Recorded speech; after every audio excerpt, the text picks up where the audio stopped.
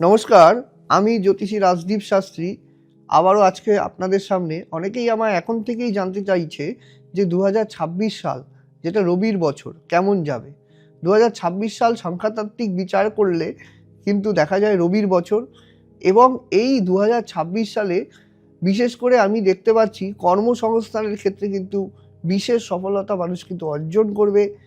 কিন্তু বিশেষ করে দেখা যাবে যাদের হরোস্কোপে রবি বলশালী আছে। রবি কোথায় বলশালী থাকে?